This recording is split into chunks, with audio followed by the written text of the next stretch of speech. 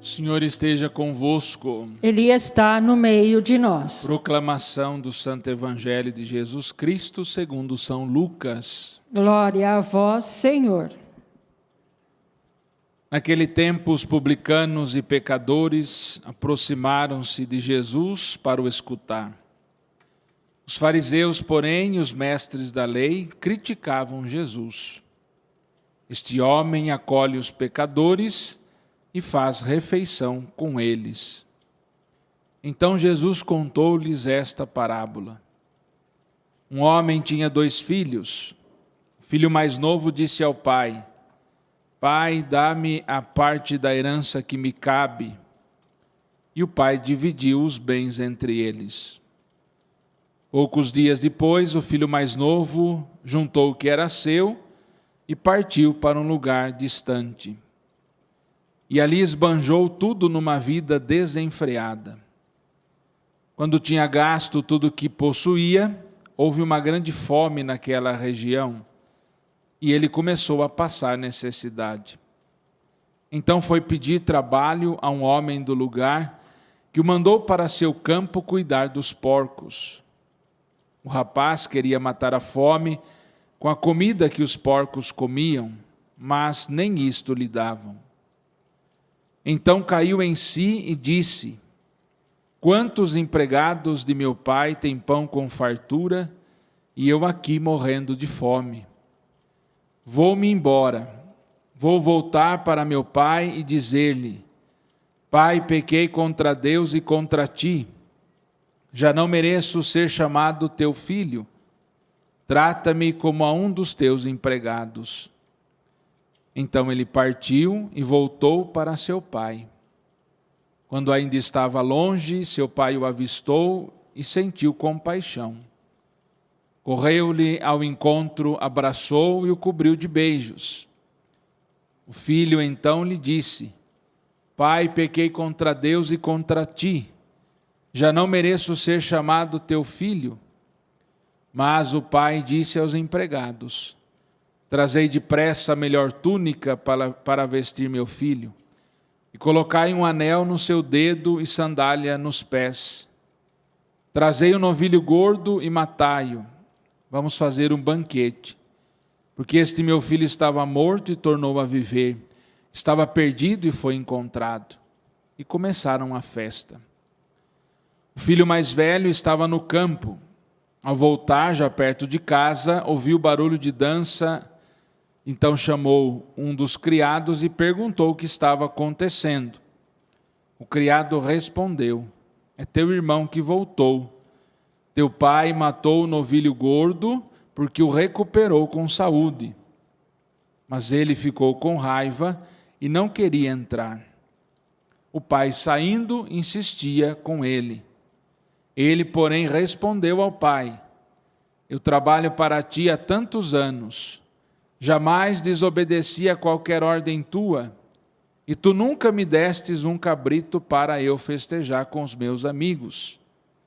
Quando chegou este teu filho que esbanjou teus bens com prostitutas, matas para ele o novilho cevado. Então o pai lhe disse: Filho, tu estás sempre comigo, tudo que é meu é teu, mas era preciso festejar e alegrar-nos, porque este teu irmão estava morto e tornou a viver, estava perdido e foi encontrado. Palavra da salvação. Glória a vós, Senhor. Meu querido irmão, minha querida irmã, você que reza conosco hoje esta Eucaristia, aqui na nossa capela de oração, você que está em casa, em comunhão de oração e de vida conosco, pela Rede Século XXI, estamos nesta segunda semana da Quaresma e percebam, para você que reza com a gente a missa diária, o caminho de exame de consciência que, através da liturgia da palavra, somos convidados a fazer. Tem muita gente que fala assim: Ai, padre, eu não sei me confessar.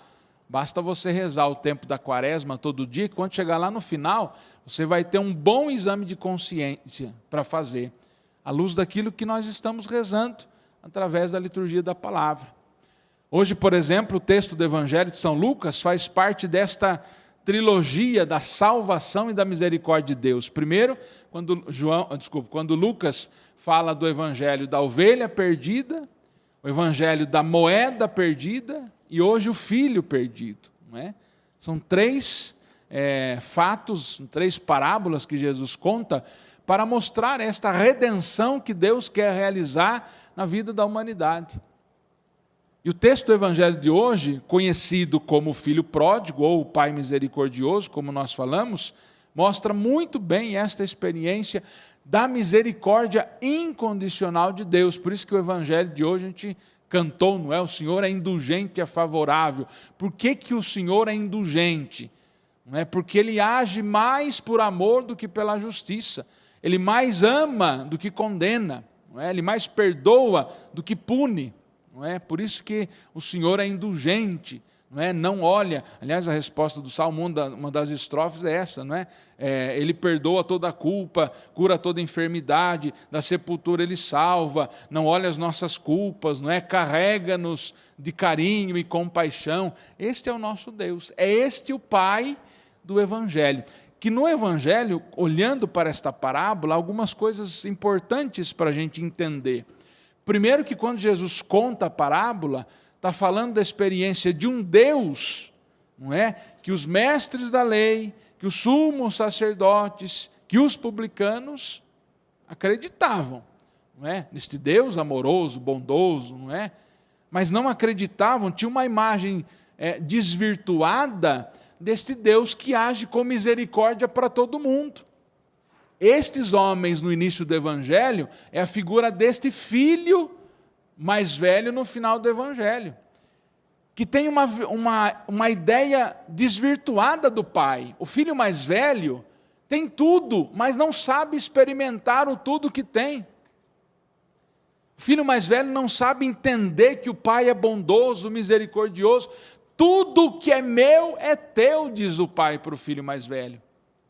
Aqui na parábola, não é tanto a raiva, o ciúme, que a gente vai perceber prevalecer, não é? Como às vezes a gente sempre fala, o pecado do filho é o ciúme, é a raiva. Também, não é? E o filho ficou com ciúme, com raiva, por causa de um novilho, não é? Meu Deus do céu, por que você não pediu cabrito, não pediu novilho? Vai lá para o pai e peça. Nós temos às vezes uma imagem destoada de Deus, desvirtuada, de um Deus que é amoroso, compassivo. Estamos dentro da igreja muitas vezes, vamos à missa, participamos da comunidade, somos cristãos católicos há 200 anos, mas ainda não temos a intimidade com Deus para conhecê-lo, que Ele é amoroso e compassivo. O filho mais velho não conhecia o pai que tinha, por medo, talvez até do pai, não é? Porque essa figura paternal, não é? E aqui quando nós falamos de uma figura paternal, não precisa ser só um homem, não é? Tem muita mulher que assume papel de pai dentro de casa, não é? De responsabilidade, não é? A figura paternal, a paternalidade é aquele que bota ordem na coisa, que dá o direcionamento, não é? O filho mais velho tinha um problema de entender quem era de fato o seu pai. Tu nunca me destes, mas, meu Deus do céu, tudo que é meu é teu. Está aqui, não é? Não precisa nem falar nada. E o problema do novilho gordo, porque você sabe, o judeu, a festa mais importante, como para nós católicos, é a Páscoa. O judeu, na festa da Páscoa, matava aquele novilho que engordou durante o ano inteiro. Então, termina a Páscoa de um ano, ele vai lá, escolhe o novilho, e durante todo o ano ele vai engordando. Aquele novilho não é, vamos fazer um almoço de domingo, vamos matar lá. Não, aquele novilho é para a Páscoa do outro ano. Aquilo vai engordando aquele novilho. E o pai, quando recuperou o filho com saúde, matou aquele novilho separado para a Páscoa. Então a complicação foi aí. Mas para dizer, esse pai é amoroso para com seus filhos, é bondoso para com seus filhos, é caridoso para com seus filhos. Mas é preciso que a gente queira experimentar este amor, esta misericórdia. E quando a gente olha então para o início da parábola, saímos aí de toda essa coisa do filho mais velho no final do Evangelho, e voltamos lá para o início da parábola que Jesus conta, algumas coisas que não se encaixam. Por exemplo, o filho mais novo pedir herança para o pai que está vivo. Primeiro que o filho, na cultura da época, o filho mais novo não tem direito à herança. Não é? Quem tem direito à herança é o filho mais velho, é ele que depois assume o papel da casa. Não é? É o filho mais velho, não o filho mais novo. Segundo, o que ele está pedindo é uma ofensa você pedir, como hoje, você dizer para sua mãe, para o seu pai, reparte aí o que o senhor tem para nós já saber o que é. É uma ofensa para a pessoa você querer, sobretudo, usufruir de uma coisa que você nem lutou para conquistar. Quem lutou foi seu pai, sua mãe, o patrimônio que ele tem, ele que lutou. Não é? É uma ofensa você dizer para uma pessoa, mas o pai já começa mostrando o seu rosto amoroso e misericordioso aí. Dividiu, deu uma parte do filho e deu a liberdade para ele ir. Percebam que a parábola começa com o filho dizendo, dá-me a parte, me dê, que eu tenho direito, não é? Depois o filho vai, gasta tudo, vive uma desgraça na sua vida, não é? Porque a palavrinha pródigo é esse, o pródigo é quem gasta sem saber, sem ter controle, não é? É o gastão, ele vai gastando, não é? O pródigo é isso.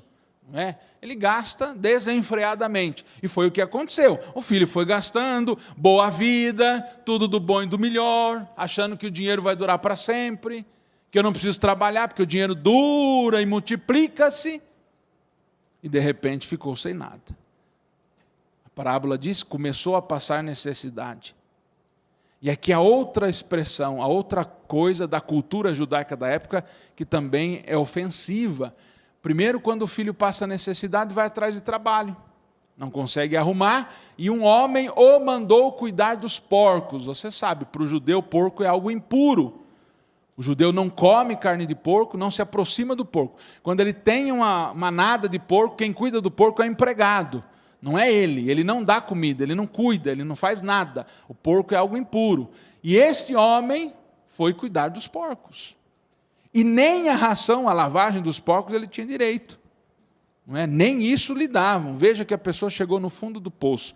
E aí começa um processo de conversão. Lembram-se lá no começo? Dá-me a parte, tem direito, sou bom, sou melhor, eu posso ir embora, posso gastar, posso fazer o que eu quiser. Como a gente faz quando a gente vai na igreja.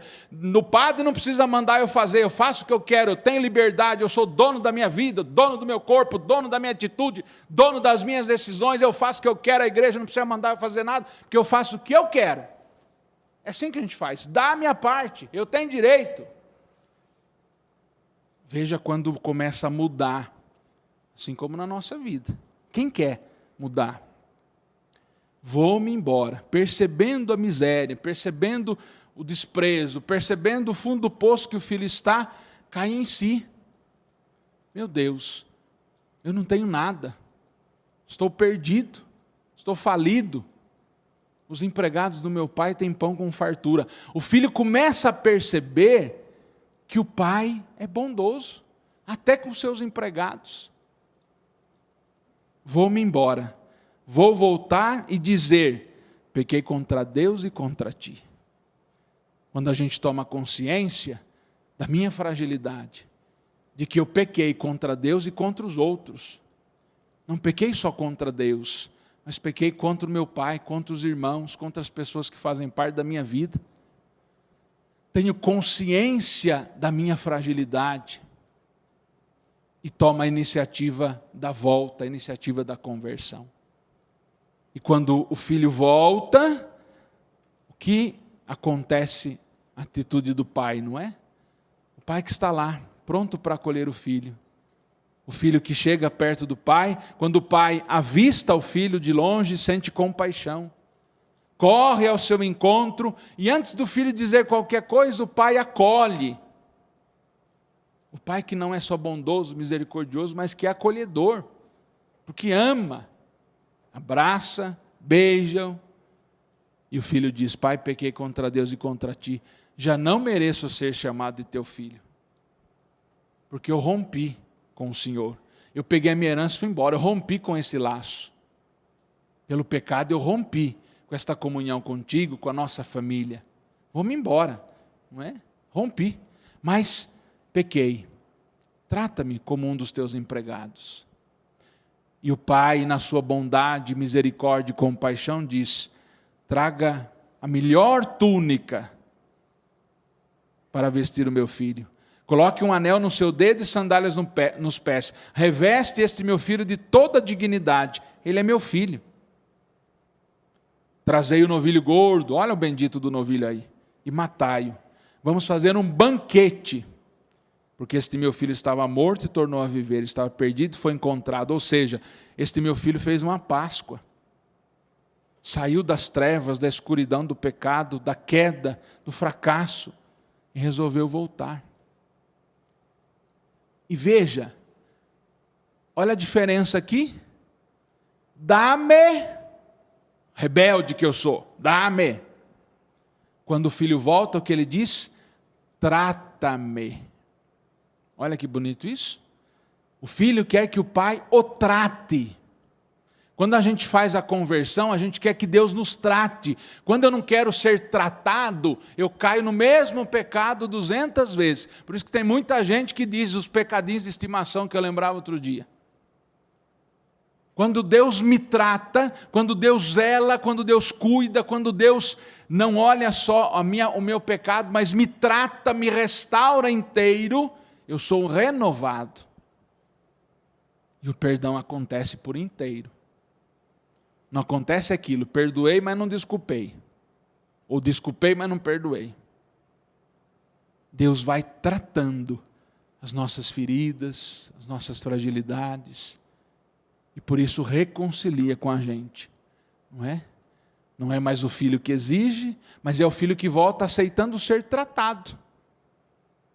A gente precisa aceitar ser tratado. A reconciliação é este tratamento que Deus faz com a gente, tratando a nossa enfermidade espiritual, nosso pecado, a nossa fragilidade. Por isso é preciso festejar, não é? Porque se meu filho aceitou ser tratado, voltou, reconsiderou a sua vida, permitiu ser regenerado da sua fragilidade e voltou aos braços do Pai. Fez a sua conversão, fez a sua Páscoa. Pensemos nisto hoje, queridos irmãos e irmãs na fé, neste evangelho tão bonito, evangelho do Pai misericordioso, né? Ou do Filho pródigo, como é mais conhecido. Na nossa vida, fazendo o nosso exame de consciência, quantas vezes a gente exige de Deus isso? Dá-me o que me cabe, eu vou embora e vou viver a minha vida. E quantas vezes a gente não permite que pela nossa conversão Deus trate a gente, cuide da gente, zele da gente. E quando a gente aceita ser tratado, curado, libertado das nossas fragilidades, pecados, limitações, e a quaresma é um tempo propício para isso, Deus festeja, o céu festeja, porque estávamos mortos, afastados, distantes pelo pecado, e retornamos à vida. Vivemos a Páscoa, da morte para a vida em Deus. Louvado seja nosso Senhor Jesus Cristo. Para sempre seja louvado.